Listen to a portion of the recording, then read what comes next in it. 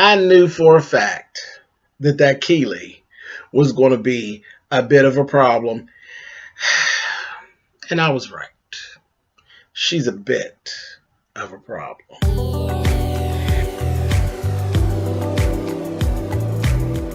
And I'm like, come on through, Cookie. I'm going up on my soapbox. That's basically it. Let's talk about drag and all its forms.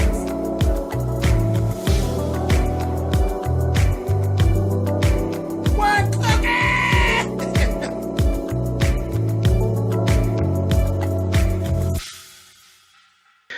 Hey guys, thanks so much for clicking on the video. This is my review for Love and Hip Hop Atlanta. This is season 7, episode 6. Like I said, Keely is a bit of a problem. She does a bit of backpedaling, pussy popping, trouble starting, table shaking, and a whole lot of other shit she be having going on. But we're going to talk about it. Anyway, let's go right here to Just Brittany. Was in this meeting. We're still at the meeting. Erica Ben is outside screaming and hollering, acting a damn fool. Acting a fool. Mimi's sitting there like, I don't believe Stevie got me jammed up in this shit. But yeah, it is what it is. You know, Stevie carries a lot of drama. When we have a lot of dramatic females that do a lot of dramatic shit, that's what Stevie surrounds himself with. But we're sitting there watching Keely. Keely is bouncing back and forth. Just Brittany's kind of looking at her like, wait a minute. This bitch came in here kind of with me. Now she kind of flipping on me, telling me about what I'm doing wrong and what I should be doing. She's side-eyeing the fuck out of Keely. And she's like, all right, thinking this bitch is an opportunist. Ding, ding, ding, ding, ding. Yes. Yes. That's what I see. Completely opportunistic, troublemaking ass bitch. But whatever. We'll talk about her some more. Anyway, next thing we switch over, we see Mama D. We ain't seen Mama D. And I was cool. I was glad to see Mama D. I said, okay, there's going to be some clowning going on. Because, you know, anytime that bitch is around, there is some complete clowning going on. They paired her up with none other than Karen King. I said, Lord have mercy. Mama D and Karen King together? Fucking mess. Fucking mess. Here these two old whores are down here at Dr. Curves. Mama D then went down there to get liposuction, a butt lift, and a boob job. I said, Lord have mercy. All of that, I hope she got some Gorilla Glue for her motherfucking teeth. Because last time we seen her out, she lost that tooth and shit. Now you getting all this extra shit. They sticking titties on you and sticking ass on you. I hope they put some Gorilla Glue in your mouth to hold your teeth in, bitch, because all this is getting ready to be a mess. There's going to be a whole lot of jiggling going on. Ernest done moved down to his mama's house. And then we got goddamn Karen King. She got a 28-year-old boyfriend named Terrell. Bitch, do you even have a 28-year-old child? I think that one... Shooter's little brother, I think he's younger than 28, but Shooter's ass is older than 28. So this bitch is down here, got a picture of her tongue with her tongue out and shit on somebody's baby. I said, Karen, you old bitch. A mess. A mess. And she told me, we're going to be the 2 hottest cougars in Atlanta. I said, old bitches in the club. A mess. I just couldn't get it. And the little 28-year-old boy, he's cute, but I'm looking like you run around with a bitch that y'all be out and that bitch take her motherfucking teeth out and wrap them up in a napkin and put them in her motherfucking purse. I said, Lord have mercy, Jesus. All right, Karen, you ought to be shaming your goddamn self, bitch. That's really too young. That's too young. I'm an old bitch too, but 28, girl. Really, bitch? And that whole tongue thing, I couldn't. No, Karen, bitch. A mess. A mess. Anyway, so there's this comedy show that they all went to for young Jock. Jock was being roasted by some of the comedians and whatnot. Seemed like a whole bunch of fun because Jock's stupid. So, you know, he's a good goddamn time. Not the bastard, just TV gold. Reality TV gold. Yes, he is. But, Keely, when they were outside, they're outside. There's Carly Red, Tokyo, Keely, Shooter, young jocks out there. They just talking and shit. Keely spills the beans and throws out a little dig about Tobias actually knowing Carly. And at first, Tokyo didn't really catch it. And then she threw it out there.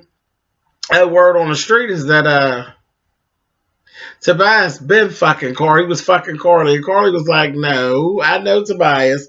But no, we're not going to do all that. No. And I'm laughing because then they got the confessional going on. And Tokyo's like, I don't know this bitch Keely, but that bitch got a whole lot to say, and she don't really know me like that. She better watch out before I pop her. I said, oh, God. You know she's from New Orleans. Lord, don't pop her. Don't pop, not just yet. Don't pop her yet. Keely's a messy bitch that loves drama. She turns around. Then Carly, like, bitch, you gonna get up off of me. They get to about Sierra, and she's like, well, what is this thing you got going on where you hooking that Shooter with your best girlfriend, but you supposed to be friends with Sierra? What is that all about? She'll see Sierra ain't none of my motherfucking friend. That bitch is not my friend. I'm loyal to Shooter. Shooter was my friend. Instead of call Sierra all kind of bitches and stuff. I was like, damn, Shooter, you ain't shit either. But Shooter's mad at Sierra because he done heard in them streets that Sierra's over there fucking old dude. But really, like, you're really mad and you got like a whole baby floating around out there. Shooter, sit down and shut the fuck up with the bullshit. But anyway, they go break them all off and they go on, and Carly's like over the bullshit.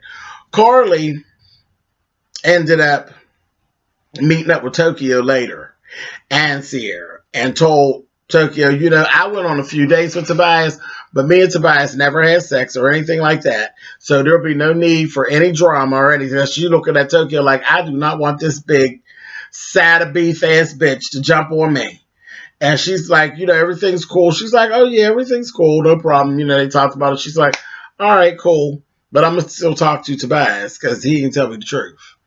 He ain't say he knew you all like that and shit, bitch. He ain't said he took you on no dates. I'm going to still check his ass. Then they go ahead and they start talking to Sierra about the whole Keely and Shooter mess. And Sierra's like, well, I'm going to go talk to that motherfucker Shooter because fuck Keely. I don't care about all that shit, but that motherfucker, I've been being cool and not talking to him about these extra babies and all this shit because of the fact of his son dying and all that. But that's all right. The son is dead now. I'm ready to turn this shit. And she did just that. She did just that. She went and she talked to Shooter. And Shooter, that motherfucker's crazy. He literally sat in there and talked to Sierra and got to telling her, you trying to make a nigga look bad. When you looking just as bad out here in the street. Then told her, she said, if you was the last man on earth, I wouldn't fuck you, Shooter. He had nerve to tell her, I wouldn't fuck you either. Out here fucking around with old dude.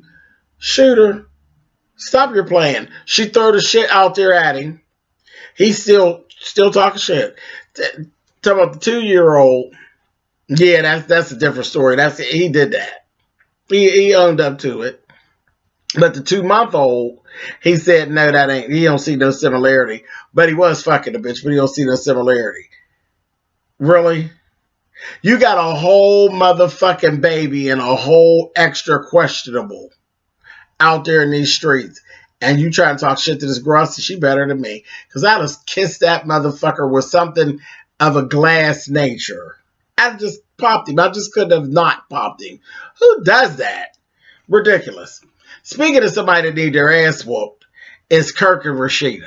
Both of them. Somebody just need to line them both up and just beat the shit out of them for being ridiculous and wasting the viewers' time. I've had it with the Frosts. Kelsey meets up with Kirk, tells him about the guy coming down to press and seeing Rashida and all of this shit. Tells him, you better get on it. He just ambushes her and go just move on back in. And this whore let him move in. Fuck you, Rashida. You're a dumb bitch. You are a dumb bitch. Whatever he gives you and however he does it is what you obviously like and deserve, and we don't need to waste any more time on it. Last season, I didn't do a whole lot of talking about the Frosts. I ignored them and their storyline. I'm going to do some of the same because Rashida, you're a dummy bitch. Dummy bitch. And telling him you're going to stay on your side of the house. He ain't going to stay on this side of the house. He's going to stay in your pussy like he's been, and he's going to fuck outside like he's been, and y'all come with more bullshit. I'm over it. I'm done with it. I'm not going to keep talking about them because they're stupid as fuck, and I ain't got time for it. Now, what I will talk about is Shirlene and her purple hair because that's fun. She's fun with her motherfucking Barney look that she don't be keeping up and all that kind of shit. Shirlene says some funny shit. So I will talk about Shirlene, but Rashida and Kirk, I ain't making y'all no promises. I am over them. And another bitch that I'm over. Estelita, you motherfucking tramp, you.